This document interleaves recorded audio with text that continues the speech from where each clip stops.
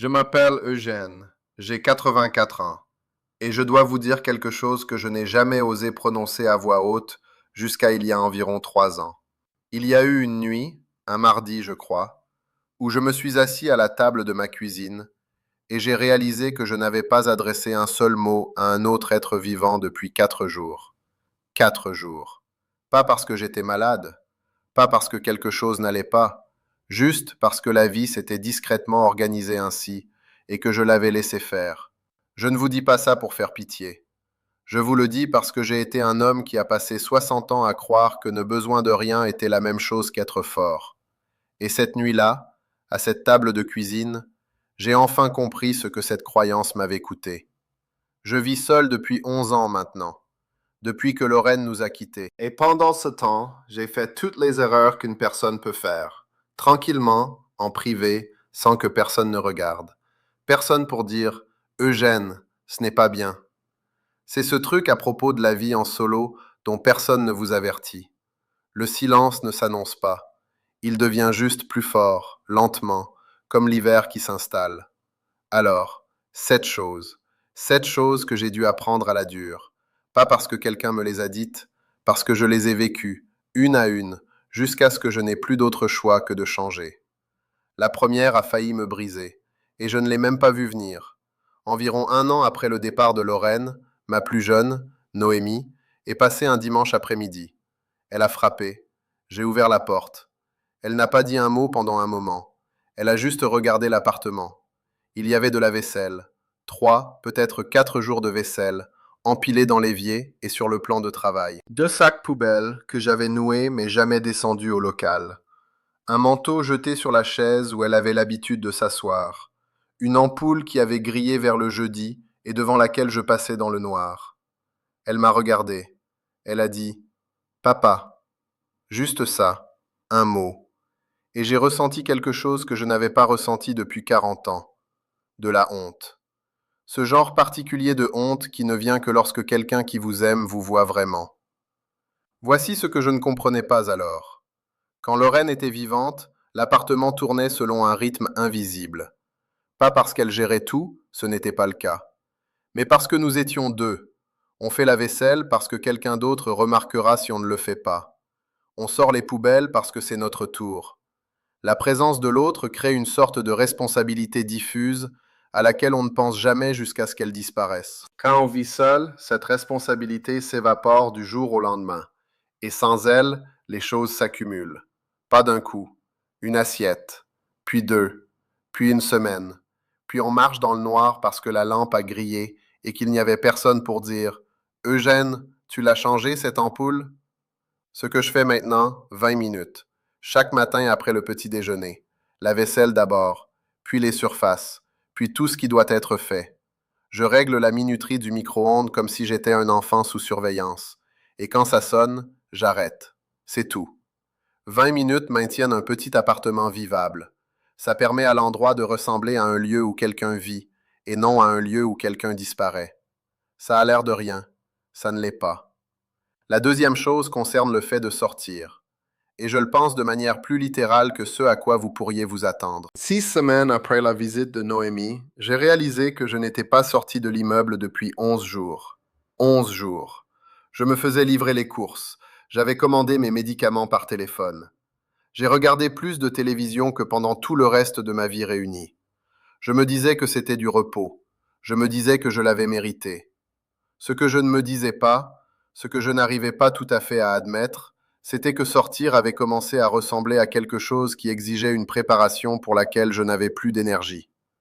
Mettre une vraie chemise, des chaussures à lacets, aller là où des gens pourraient me voir et me demander comment je vais, ce qui m'obligerait à décider sur le champ ce que j'allais répondre.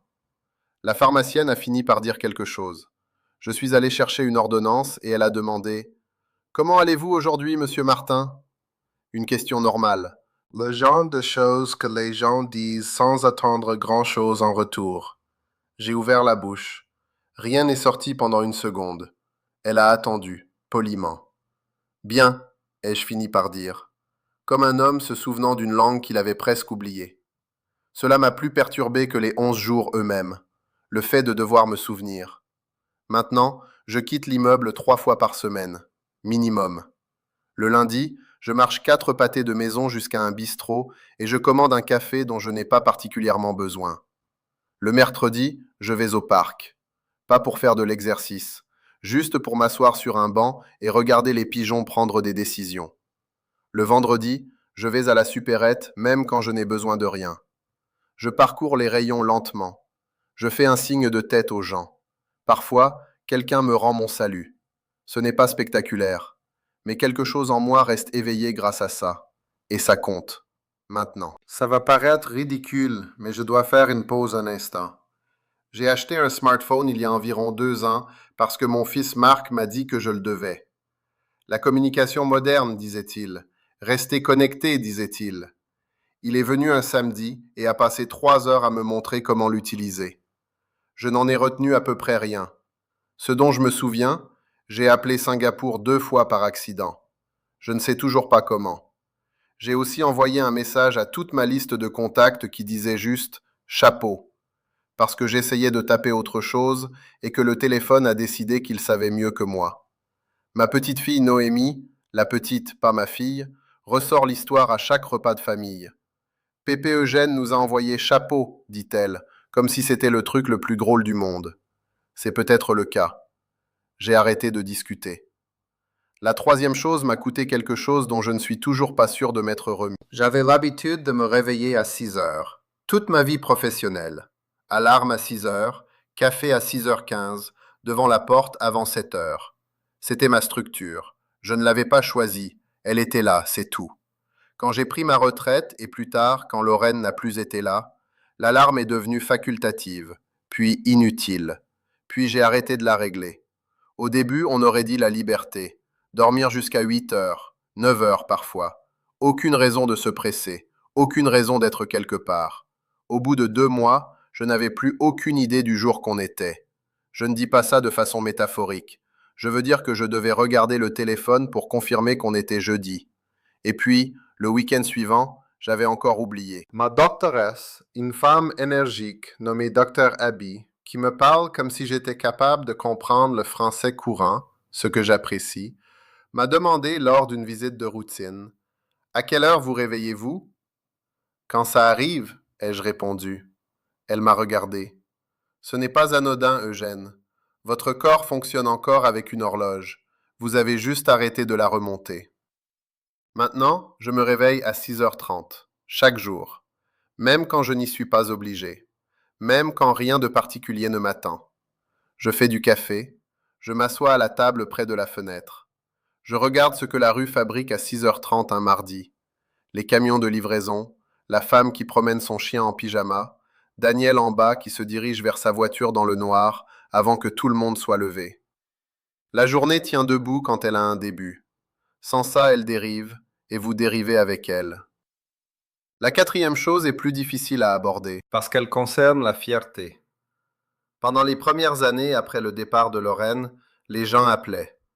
Ses amis, les gens de la paroisse, les anciens voisins. Ils disaient « Comment ça va, Eugène ?» Et je répondais « Je vais bien ».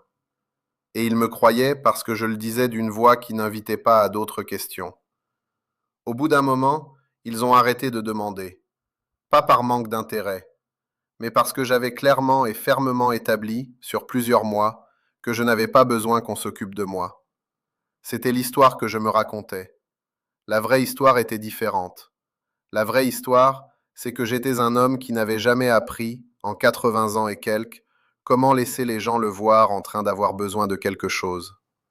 Mon père ne le faisait pas, son père avant lui non plus. On encaissait, on gérait. On n'exposait pas ses difficultés devant les autres. Lorraine disait toujours que je pourrais être en train de me vider de mon sang et continuer de dire à tout le monde que tout allait bien. Elle n'avait pas tort. Le problème, c'est que quand on vit seul, le « ça va » cesse d'être une politesse sociale et devient une prison. Personne ne cherche à aller plus loin. Personne ne dit « non, sérieusement ». Vous dites que ça va, il croit que ça va, et vous restez assis dans votre appartement pendant 11 jours sans sortir, et personne ne le sait. Ce que je fais maintenant, je décroche. C'est aussi simple que ça. Noémie appelle tous les dimanches à 11 heures. Avant, Je laissais sonner jusqu'au répondeur et je la rappelais des heures plus tard, quand je m'étais assez repris pour avoir l'air de quelqu'un qui va bien. Maintenant, je décroche, tout de suite, même quand je n'ai pas la forme, même quand je n'ai pas grand-chose à dire. C'est 20 minutes le dimanche matin, elle me parle des petits-enfants, je lui parle de ce que les pigeons fabriquaient au parc. Elles sont le fil qui me rappelle que je suis encore relié à quelque chose. Mon voisin du dessous, Daniel, il ne pose pas beaucoup de questions. Il n'est pas comme ça. Mais parfois il frappe et dit « Vous avez besoin de quelque chose à l'épicerie ?» Et j'ai commencé à dire oui. Pas toujours parce que j'ai besoin de quelque chose. Parfois juste parce que ça signifie que quelqu'un sait que je suis là. Ça m'a pris plus de temps que je ne voudrais l'admettre. La 5e chose a failli me tuer. Et je le dis avec plus d'exactitude que ce qui pourrait vous mettre à l'aise. Environ 4 ans après avoir commencé à vivre seul, j'ai commencé à sauter des repas. Pas exprès. Sans intention particulière. C'est juste que j'arrivais à midi et je réalisais que je n'avais pas mangé depuis la veille au soir. Puis il était 15 heures et je me disais, c'est trop tard pour le déjeuner, je vais attendre le dîner. Puis le dîner arrivait, j'ouvrais le réfrigérateur, rien ne demandait d'effort et je le refermais pour manger des biscottes debout devant le comptoir. Quand Lorraine était là, nous mangions à table, tous les deux, de la vraie cuisine. Je ne cuisinais pas, c'était elle surtout, mais j'étais là. Le repas était un événement, aussi petit soit-il. Quelque chose qui coupait la journée en 3. Quand on est seul, un repas cesse d'être un événement. Ça devient une corvée, une interruption, et le plus simple est de laisser couler. Le docteur Abi l'a remarqué lors d'un contrôle. J'avais perdu un poids que je ne pouvais pas justifier. Elle m'a demandé ce que je mangeais. Je lui ai dit la vérité, plus ou moins, et j'ai vu son visage faire ce que les visages font quand les nouvelles ne sont pas bonnes. Elle a dit « Eugène, vous devez manger comme si quelqu'un vous regardait, même quand il n'y a personne. » J'ai beaucoup réfléchi à ça. Manger comme si quelqu'un regardait. Maintenant, je me prépare un vrai petit déjeuner chaque matin. Des œufs d'habitude, du pain grillé, un jus de fruits. Je m'assois à la table. Je ne mange pas debout au comptoir. J'utilise une assiette. Ça a l'air de rien, mais ça change quelque chose. Ça dit « ce repas compte, ce corps compte. Cette personne assise ici compte, même si elle est la seule dans la pièce. » Le dimanche, parfois, Lucas, le fils de Daniel qui vient le week-end, frappe et me demande si j'ai des gâteaux secs. Juste des gâteaux, rien de dramatique. Je lui donne des gâteaux. Parfois, j'ai préparé quelque chose et je lui en propose un morceau. Il le prend sans en faire toute une histoire, ce que j'apprécie. Il s'assoit sur le tabouret près du comptoir et mange tranquillement, et c'est tout. Pas de grands moments. Juste un garçon qui mange des biscuits dans la cuisine d'un vieux monsieur. Ces dimanches-là, le repas redevient un événement. La 6e chose est celle dont je suis le plus embarrassé, parce que j'aurais dû savoir. Vers la 3e année, j'ai arrêté d'avoir des choses à attendre avec impatience.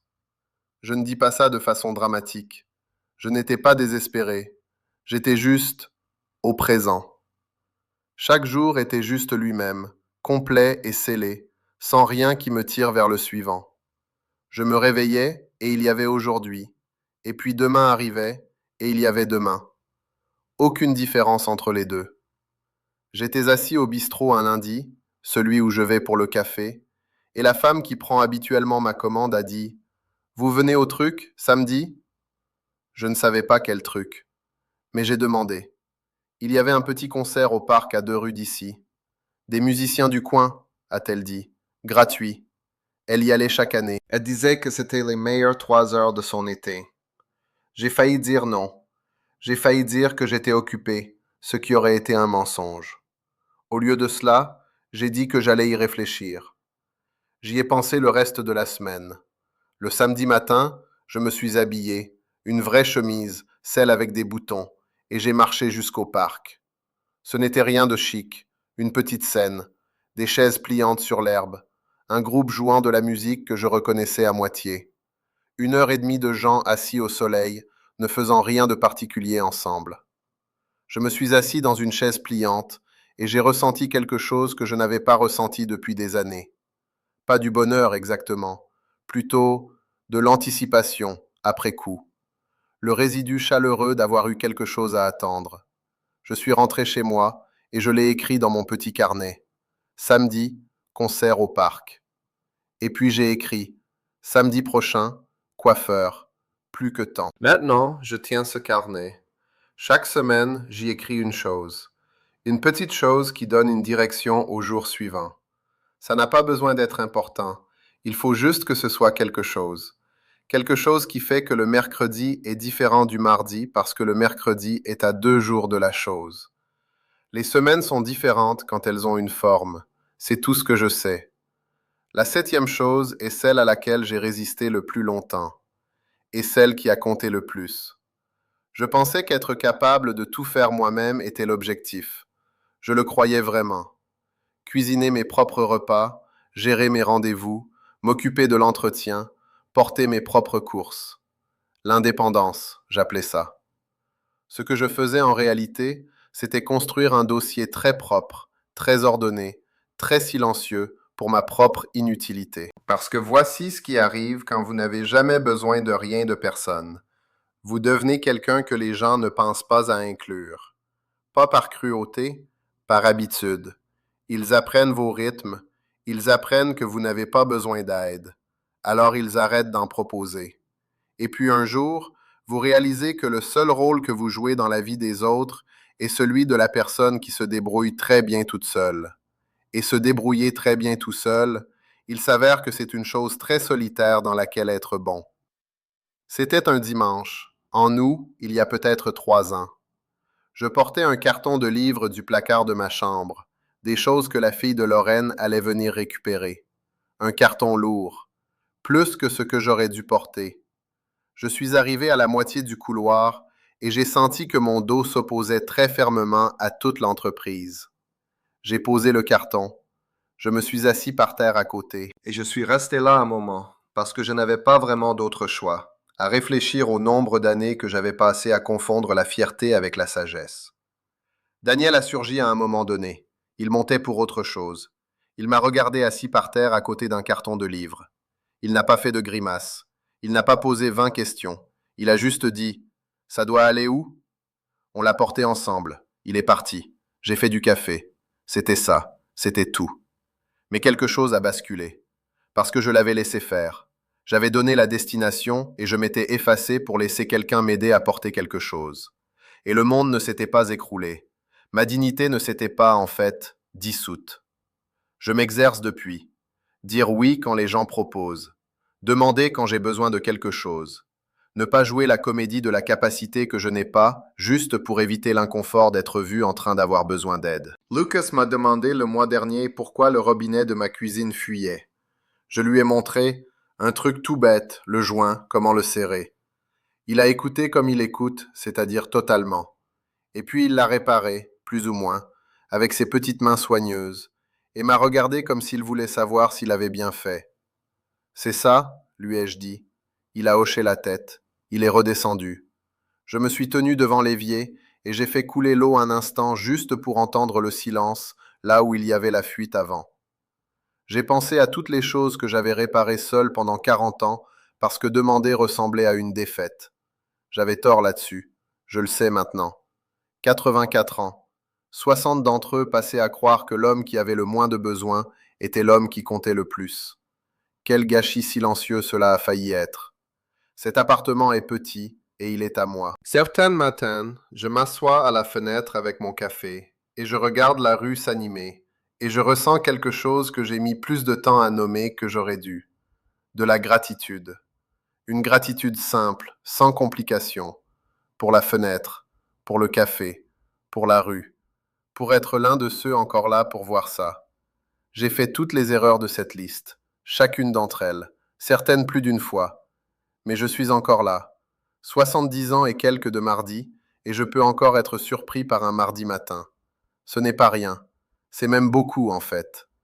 Si vous vous étiez assis avec moi aujourd'hui, si vous voulez vous rasseoir avec moi, je serai là. Revenez.